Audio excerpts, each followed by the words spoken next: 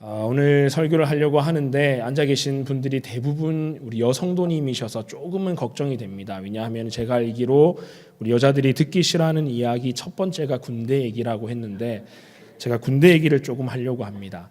저는 군 생활을 군목으로 했습니다. 우리 담임 목사님처럼 군종 장교로서 군 생활을 했는데 군종 장교에게 있어서 군목에게 있어서 절대적으로 중요한 사람이 바로 군종병입니다. 군종병은 이 군종 장교, 군목의 모든 것을 도와주고 옆에서 분신처럼 함께 해주는 존재가 군종병입니다. 그런데 편제상 군종 장교 한 명당 군종병 한 명이 따라붙게 되어져 있는데 제가 근무했던 부대는 조금은 특이했습니다.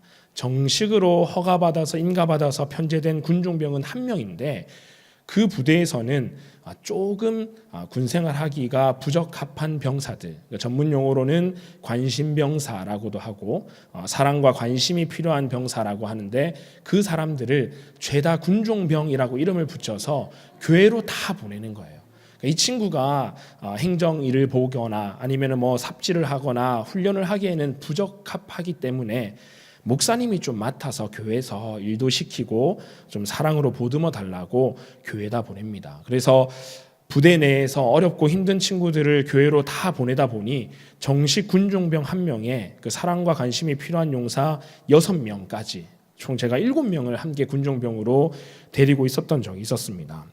그러다 보니까 이 친구들이 워낙 똑똑하거나 센스 있는 친구들이 아니다 보니까 아주 관대하고 마음 넓은 저도 가끔씩 화가 나고, 그 군종 장교 분명히 목사임에도 불구하고 목사 타이틀은 그냥 떼버리고 그냥 군인으로서 막 윽박지르던 때도 있었습니다. 그런 이야기를 하나 나누고자 하는데 아주 날씨가 추운 곳에서 근무했습니다. 서부전선 최전방에서 근무를 하다 보니까 겨울이 시작되면은 보통 평균적으로 영하 10도, 20도는 기본으로 갑니다. 그러다가 조금 춥다 하면은 영하 30도까지도 내려가는데 그 중에서 어떤 상태가 가장 좋지 않은 병사가 있었습니다. 저는 그 친구를 보면서 이 정도의 친구는 군대를 아예 와서는 안 되는데 어떻게 왔을까 상당히 의심이 들었는데 그 친구는 정말로 할 수 있는 게 아무것도 없었습니다. 그래서 저는 그 친구에게 늘 야, 주님의 전을 청소하는 것, 주님의 전을 깨끗하게 하는 것은 아주 영광스럽고 좋은 일이니까 너는 아침에 출근하면은 교회 청소를 하여라. 목사님, 청소를 다 하면 어떻게 할까요? 또 청소를 하여라. 알겠습니다.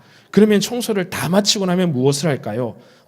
또 청소를 하면 된다라고 이 친구에게는 제가 교회 청소의 임무를 주었던 친구입니다. 그런데 영하 20도, 30도가 되는 어느 날 이제 그 친구는 여느 때와 다름없이 청소를 하고 있었고 저는 제 목양실에 있어서 업무를 보고 있었는데 뭔가 기분이 싸한 느낌이 나와 보니까 그 영하 20도, 30도 되는 날 이 친구가 이 교회 본당에 물을 붓고는 물걸레질을 하고 있는 거였습니다. 워낙에 춥다 보니까 물을 붓자마자 이 살얼음이 어는데도 불구하고 물청소를 하는 거예요. 그래서 제가 가서 애야, 오늘 같은 날은 물청소 안 해도 괜찮아. 그냥 깨끗하게 닦고 쓸기만 하자라고 이야기를 하니까 아주 대답을 잘합니다. 알겠습니다. 그래서 저는 또 제 방에 들어왔는데 조금 있다 보니까 또 퍽퍽 이 밀대 걸레질하는 소리가 들리는 거예요. 나가봤더니 역시나 또 본당에 물을 붓고는 물걸레질을 하고 있는 거예요. 그래서 애야, 목사님 아까 말했잖아. 오늘 같은 날은 물걸레질 하지 말고 그냥 쓸고 닦기만 하자. 그랬더니 이 친구가 역시나 예, 알겠습니다. 대답을 또 씩씩하게 하는 거예요. 저 방에 들어갔는데 또 느낌이 상당히 세서 나가봤더니 여전히 이 본당에다 물을 붓고는 물걸레질을 하고 있는 거예요. 근데 그런 일이 한두 번, 세네 차례 이어지는 것이 아니라 정말 얘가 나를 놀리나 싶을 정도로 계속해서 반복이 됐습니다. 그러자 저도 마지막에는 화를 낼 수밖에 없었죠. 영광아 이렇게 이름을 불러야 되는데 이름을 부르는 게 아니라 야, 이 누구야 하면서 욕설을 섞어가며 너 내 말 안 듣니? 너 지금 나 놀리니? 라면서 제가 아주 그 친구에게 크게 화를 냈던 기억이 있습니다. 상상이 잘 안 가시죠? 제가 화를 냈다 그러니까. 그런데 그 정도로 제가 화를 낼 정도로 이 친구는 저의 어떤 그 반복된 말에도 불구하고 전혀 달라지거나 개선되어지는 모습이 없었다라는 겁니다. 자, 우리가 이 이야기를 들으면서 같이 웃으셨고 아유 답답하다 했는데 이것을 우리의 신앙생활에 그대로 빗대어서 한번 생각을 해보십시다. 우리에게 끊임없이 명령하시고 말씀하시는 예수님이 계신데 그 예수님의 말씀이 우리에게 계속해서 들려지고 선포되어지고 있음에도 불구하고 우리의 삶이 전혀 그 말씀에 따라 변하지 않고 바뀌지 않는다면 말씀하시는 우리 주님 역시 얼마나 답답하시고 화가 나시겠습니까? 사실 성경에도 이러한 사람들이 많이 등장합니다. 예수님 시대에, 즉 신약 시대에 종교 지도자라고 자부했던 바리새인들 또는 사두개인들 또는 제사장들, 그 사람들은 나는 그 누구보다도 하나님을 잘 믿는다라고 자부하는 사람들이었음에도 불구하고 예수님 입장에서의 이 사람들은 정말로 답답한 사람들이었을 것입니다. 오늘 우리가 읽은 이 본문 말씀에도 그러한 모습이 조금은 느껴지고 있습니다. 자, 이 율법 교사가 예수님께 와서 묻습니다. 예수님, 성경에 나와 있는 하나님의 수많은 계명들 중에서 어떤 계명이 가장 크고 우선됩니까? 라고 예수님을 시험하며 묻습니다. 그러자 예수님께서는 이 모든 성경을 아주 간략하게 요약하시죠. 하나님을 사랑하는 것, 그리고 이웃을 사랑하는 것이 우리 하나님의 가장 우선되는 계명이다라고 분명히 말씀하셨습니다. 즉 이 말뜻은 우리가 믿는 하나님을 기쁘시게 하는 방법, 하나님의 뜻대로 살아가는 방법은 하나님을 사랑하고 이웃을 사랑하는 것이야말로 하나님께서 우리에게 진정 원하시는 것이다 라는 것을 알 수가 있습니다. 그러면서 예수님께서 마지막에 말씀을 덧붙이시는데 40절에서 무엇이라고 덧붙이시느냐? 이 두 계명이 온 율법과 선지자의 강령이니라 라고 말씀하시는 거예요. 저는 이 말씀을 읽으면서 이 한 구절을 보면서 예수님께서 지금 조금 답답해하고 계시는구나. 예수님께서 이 바리새인들 그리고 율법 교사 그리고 제사장들을 향해서 상당히 답답하고 화가 나신 상태이구나라는 그 뉘앙스를 느낄 수가 있었습니다. 무엇이냐면은 제사장들이 하는 일, 바리새인들이 하는 일, 밤낮으로 성경을 읽는다, 연구한다 하지만은 너희들은 어떻게 이 성경을 늘 보고도 하나님께서 진정으로 원하시는 것이 무엇인지 알지 못하느냐? 온 율법과 선지자의 강령이니라 하신 이 말씀 속에는 너희가 읽는 이 성경, 즉 율법이요 선지자의 강령, 선지자들이 예언하고 선포한 그 모든 말씀들에, 즉 이 성경 속에 하나님을 사랑해야 하고 이웃을 사랑해야 함이 다 들어있음에도 불구하고 너희는 어떻게 그것을 알지 못하였느냐? 너희 정말 모르고 나에게 물어보느냐라고 예수님은 말씀하신다라는 겁니다. 그리고 너희가 정말 이 성경을 제대로 알았다면 하나님을 사랑하는 삶, 그리고 이웃을 사랑하는 삶을 마땅히 살아낼 수밖에 없는데 너희들은 정말 이웃을 사랑하지도 않고 또 너희들은 입으로는 하나님 사랑한다고 하면서도 도저히 하나님을 사랑하지 않는 삶을 살아내고 있는 것 보니 너희들은 정말 하나님의 말씀을 모르는 사람들이다라고 어쩌면 이들을 질책하고 있는 말씀으로 여겨지고 있습니다. 사랑하는 성도님들, 하나님께서 우리에게 늘 말씀하고 계십니다. 예배 자리로 부르셔서 설교를 통하여서 말씀하시고 또 수많은 성경 공부 시간을 통하여서 또 우리가 늘 읽는 이 성경 읽기를 통하여서 하나님께서는 우리에게 하나님의 마음이 무엇인지, 하나님께서 우리에게 원하시는 하나님의 그 뜻이 무엇인지를 분명히 밝히고 계시지만 우리는 그것대로 행하고 그것대로 살아내지 못할 때가 참 많습니다. 왜냐하면 나는 신앙생활한 지 이미 오래되었다라고, 나는 이미 직분이 목사이고 전도사이고 또는 장로이고 권사이고 집사라고 하지만 하나님의 말씀을 더 알려 하다기보다는 내 경험과 내 판단과 내 생각을 앞세우다 보니 진정 우리 하나님께서 우리에게 원하시는 것을 우리는 알지 못하는 때가 참으로 많다라는 것입니다. 그러기에 우리는 오직 하나님의 그 뜻대로 살아내기 위해서, 하나님 기뻐하시는 삶을 살아내기 위해서 하나님의 말씀을 잘 알아야 합니다. 사랑하는 성도님들, 우리 함께 하나님의 말씀을 제대로 확실하게 알아가는 삶 살아갈 수 있기를 주님의 이름으로 축복합니다. 제가 처음 결혼을 하고 나서 저희 아내와 함께 이제 명절을 맞이해서 고향의 부모님 댁을 방문을 했는데, 식사를 다 함께 마친 이후에 이제 뭐 차도 마시고 과일도 나누지 않습니까?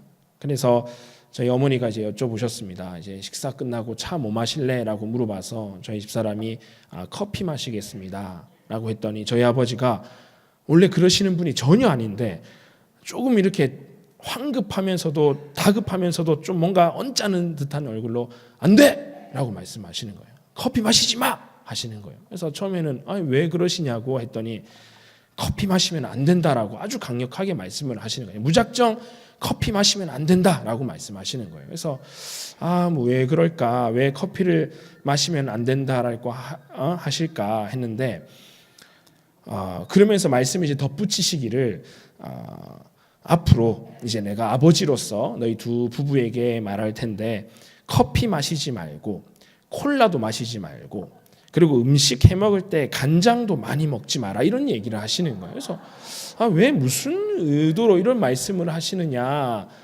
왜 웃으시나요? 이렇게 왜 이런 말씀을 하시느냐 물어봤더니 저보고 이렇게 얘기를 하시는 거예요. 유나나, 너 안 그래도 얼굴이 시커먼데 태어난 아기만큼은 깨끗한 하얀 피부의 아기를 낳아야 되지 않겠니? 웃으시는 거는 제가 얼굴이 검다는 걸 인정하시는 거죠. 네, 잘 알고 있습니다. 네, 그래서 그러기 때문에 콜라 마시고 커피 마시고 간장 많이 먹으면 우리 몸의 DNA가 검어져서 자녀들도 검은 아기가 나오지 않겠니? 그러니까 당분간 아이를 가질 때까지는 커피와 콜라와 간장과 그 외에 어떤 검은 음식은 먹지 마라고 말씀하시는 거예요.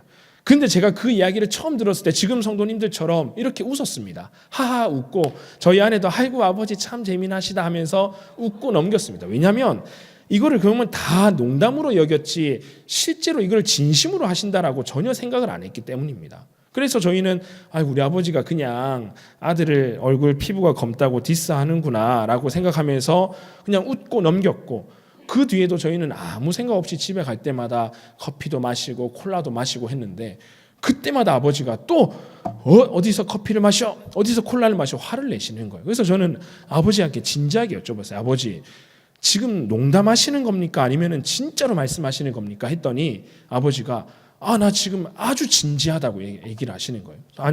그래서 아버지, 상식적으로 콜라 마신다고 커피 마신다고 간장 먹는다고 애기 얼굴이 시커멓게 태어난다는 게 그게 말이 됩니까? 라고 얘기를 했더니 그제서야 저희 아버지가 하시는 말씀이, 얼마 전에 우리 교회에 어떤 남자 성도님이 등록을 했는데 나이가 지긋하신 중년의 어르신이 등록을 했다라는 거예요. 그런데 이분을 외관상으로 딱 보면은 어디서나 한눈에 띄는 외모를 가지고 있는데 얼굴이 시뻘겋고 가까이서 보면은 눈알도 항상 충혈되어 있어서 빨갛게 되어 있고, 심지어 머리카락 색깔도 염색한 것처럼 빨갛더라는 거예요.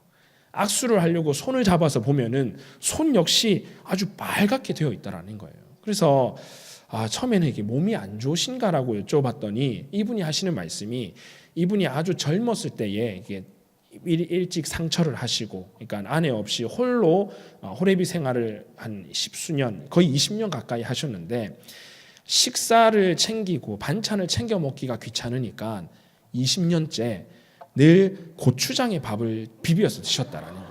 그러니까 뭐 김치 꺼내기도 귀찮고 뭐 조리하기도 귀찮으니까 늘 고추장 크게 한 통 사놓고 밥만 해서 그냥 고추장 덜어서 고추장에 늘 밥을 비벼 먹었더니, 그거를 뭐 한두 끼도 아니고 하루 이틀도 아니고 10수년, 거의 20년 가까운 세월을 그렇게 해오다 보니 어느덧 얼굴도 붉어지고 머리 색깔도 붉어지고 눈알도 붉고 충혈되고, 보지는 못했지만 그분 말씀이 벗으면 안도 붉다라고 이렇게 상상하지 마십시오. 너무 그렇게 뭐 말씀을 하시더라는 거예요. 그래서 아버지가 저한테 이렇게 진지하게 말씀을 하시니까 저도 그제서야 이해가 됐고, 저 실제로 가서 그분을 배웠습니다. 봤더니 정말로 고추장 많이 먹으면 안 되겠구나 라는 생각이 들 정도로 새빨간 분이 계시더라는 거예요. 자, 그래서 처음에는 제가 아버지의 어떤 이 말씀의 의도가 농담인지 진담인지 구분하지 못했고, 아버지께서 이 말씀을 왜 하시는지 제가 몰랐을 때는 전혀 그 아버지의 의도대로 말씀대로 행하지 않았다라는 거예요. 콜라도 주는 대로 마시고 커피도 마시고. 그러나 아버지의 말씀을 제가 잘 듣고 알게 되었더니 아버지께서 왜 이런 말씀을 하셨고 어떤 배경 속에서 그런 얘기를 하셨는지 알게 되었더니 나도 조금 조심해야겠구나. 그리고 아버지께서 무엇을 염려하시고 걱정하시는지 이제 알았으니 아버지 앞에서만큼은 내가 커피를 마시거나 콜라를 마시는 일은 자제해야 됨을 알게 되었다라는 것입니다. 제가 이 말씀을 왜 드리느냐? 우리가 하나님께서 우리에게 원하시는 것, 하나님께서 우리에게 말씀하시는 것을 우리가 제대로 알게 된다면 하나님께서 원하시는 삶 살아낼 수밖에 없고 그분의 뜻대로 행할 수밖에 없지 않겠습니까?